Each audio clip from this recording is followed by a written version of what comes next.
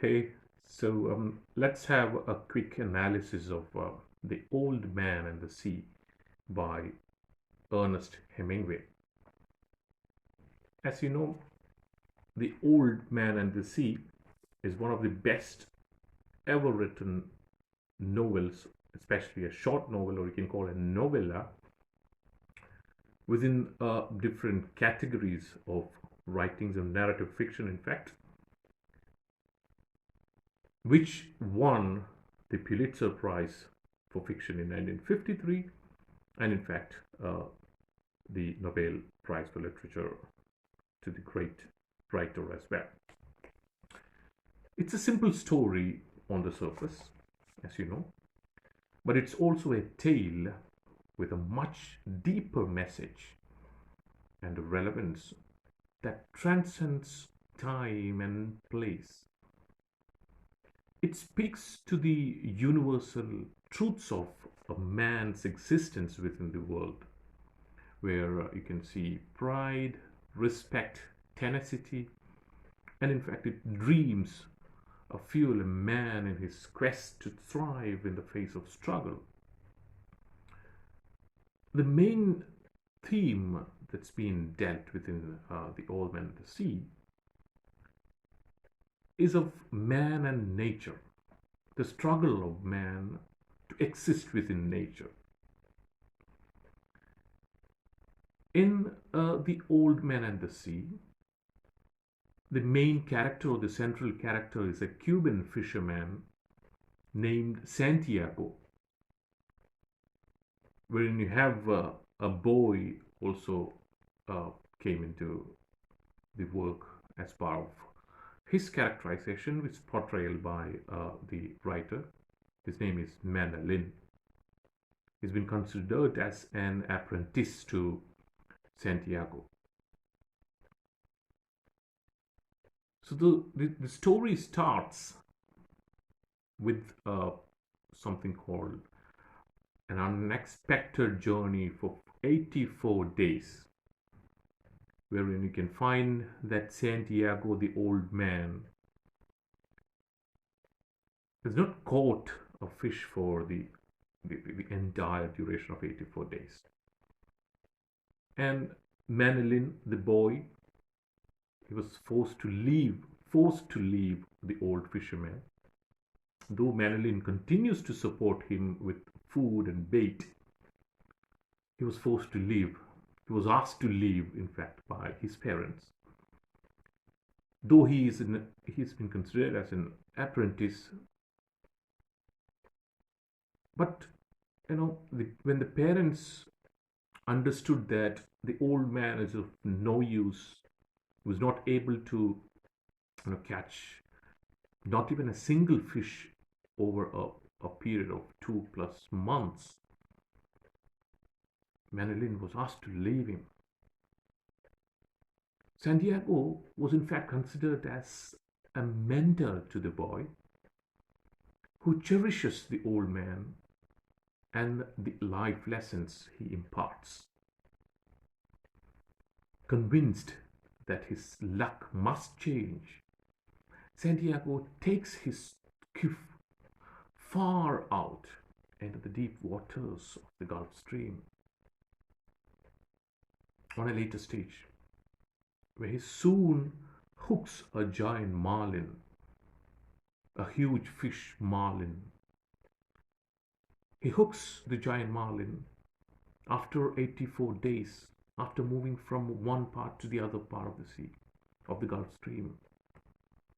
With all his great experience and strength, in fact, he tried to catch hold of the fish. He tried to kept he tried to keep that strong, very strong marlin fish for a long time. Anybody struggles with the fish for 3 days. 3 days. That's a long period for a fisherman. Struggling with a single fish, admiring his strength, his dignity, and faithfulness to his identity as an efficient fisherman. Its destiny is as true as Santiago's as a fisherman. He finally reels the marlin in and lashes it to his boat. On the, when he reached the third day, he somehow managed to reel the marlin in and lashes it to the boat. However, as you can go into the deeper frames of the work, you can find that Santiago's exhausting effort goes for naught, in vain, because a major portion of the marlin were drawn and eaten by the sharks in the sea. Sharks are drawn to the tethered marlin, and although Santiago manages to kill a few, the sharks eat the fish, leaving behind only its skeleton. See the amount of embarrassment for a great fisherman like Santiago, struggling for 3 days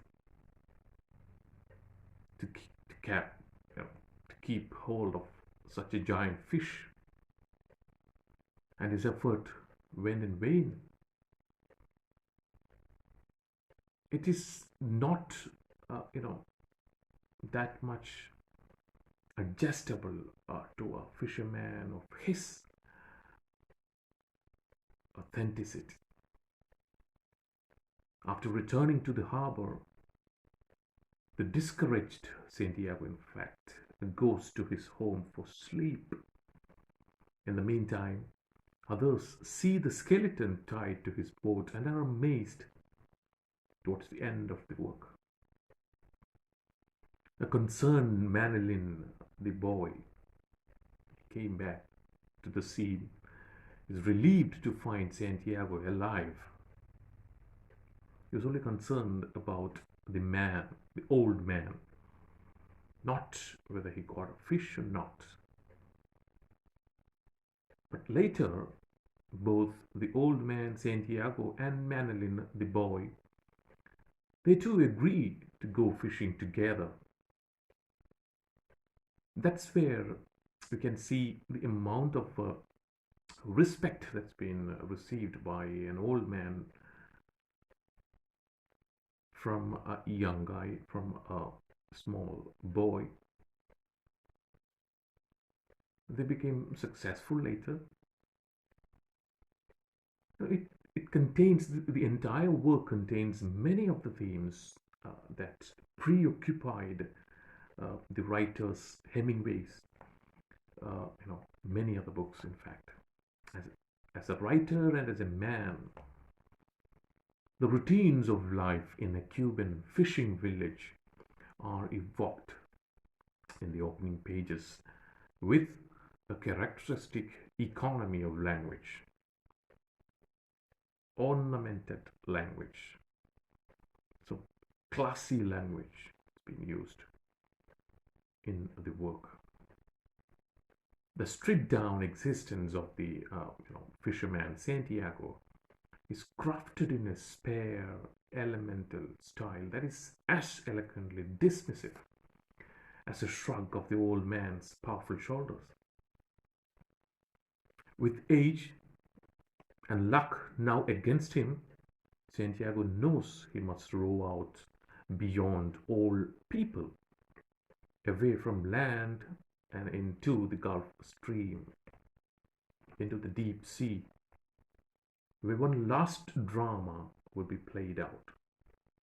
And this is kind of a lively kind of characterization or a portrayal by a writer who has already reached his zenith of writing. And we consider, or from our understanding, this work is almost the last work of Ernest Hemingway. So the old man symbolizes his writing itself. So he's comparing an old man, an old fisherman in the Cuban fishing village, to himself. Once he was an expert in writing, and his ideas, his themes is gone void and null, as per the writer, in fact, but not to the reading fraternity, because from our understanding that this book has won several accolades, including the Pulitzer and the Nobel Prize. So this is kind of the picturization of Santiago to try the last drama of life in an empty arena of sea and sky is indeed a portrayal of himself as well, a portrait of Hemingway as a writer. The writer Hemingway was famously fascinated with ideas of men proving their worth by facing and overcoming different kinds of challenges within the nature. Challenges, struggles to exist in this nature. When the old man hooks the giant marlin longer than his boat, remember this point, he's tested to the limits as he works the line with bleeding hands in an effort, a vain effort, to bring it close enough to harpoon. Through his struggle, Santiago demonstrates the ability of the human spirit to endure hardship and suffering in order to win. He tried his best. He tried with all his efforts and experiences that he's gained throughout his life.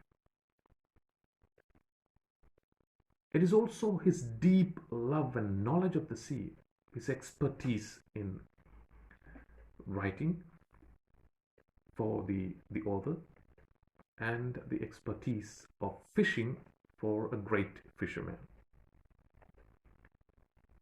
In its impassive cruelty and beneficence that allows him to prevail in this world. The essential physicality of the story, the smells of tar and salt and fish blood, the cram and nausea and blind exhaustion of the old man, the terrifying death spasms of the great fish, is set against the ethereal qualities, the divine, heavenly qualities of dazzling light and water, isolation, moving away from the shore towards the deep sea, and the swelling motion of the sea. And through it all, the narrative is constantly tugging, unreeling a little more, and then pulling again, all in tandem with the old man's struggle. It's a story, in fact, that demands to be read in a single sitting. The story was an immediate success and came to be regarded as one of Hemingway's finest works. It was cited when he won the Nobel Prize for Literature in 1954. And you can see that a huge popular film adaptation starring Spencer Tracy was also released in 1958. That was also one of the wonderful picturization of craftsmanship of a great writer. The Sunday Times mentioned that this work is the best short story or novella Hemingway has ever written. No page of this beautiful masterwork could have been done better or differently. As mentioned before, it was set in the Gulf Stream Off the Coast of Havana in Cuba. Hemingway's magnificent fable, The Old Man and the Sea, is the story which is, in fact, a perfectly crafted story. It is a unique and timeless vision of the beauty and grief of man's challenge to the elements in which he lives, the struggle for existence. A heroic novel, a wondrous novel written by a great personality, American author, in fact.